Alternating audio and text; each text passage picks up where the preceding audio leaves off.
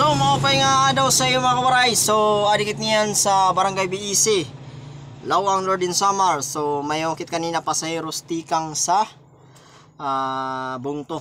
So tambay kit ko na mga kawaray kay matanglay mapaso. So si Boy Waray nag masada ko na hanggat turay pa klase. So yun mga kawaray, na kapasaheros makit gyapon. So adak niyan tambay ko na mga kawaray kay waray makit klase pa. Waray pa klase pasada ko na. Yan waray kit pasaheros tikat tuti uli niyan. So di mga kawaray na akong drive nga tricycle yan mga kawaray oh.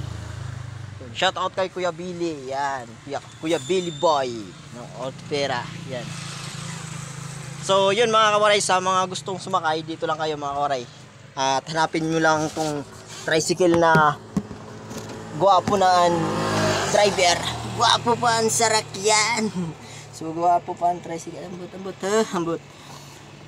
So ade balita ko sa mga pasaheros danay nga ginbaba no, ano, may di talaga ni maiwasan, may gyapon mga pasaheros nga ginbaba no ani nang hangad malito ambot ko na tan tricycle sa bawbo nang hangad ngay nang huto pangutanan mo kon masakay naghatas lang kiray sa sundanan may mga pasaheros talaga mga satsiton diyan sa lawang nagakahano kam paano ka magpakauli sa iyong mga balay kung satsiton na yung hihini mo banuhong kam kung masakay kam naghangad la naswala di kan masakay sa luyo nga tricycle sa buka akala pa ano babunong ate nanay masakay kam di rin magtitingog na mga ngula kam daw ka mga pasahero kam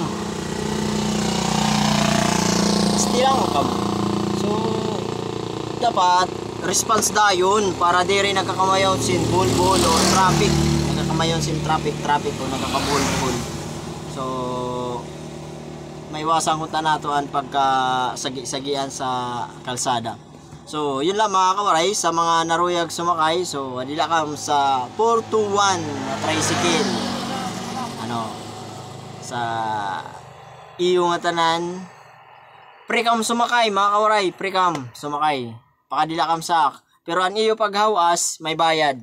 So yun lang.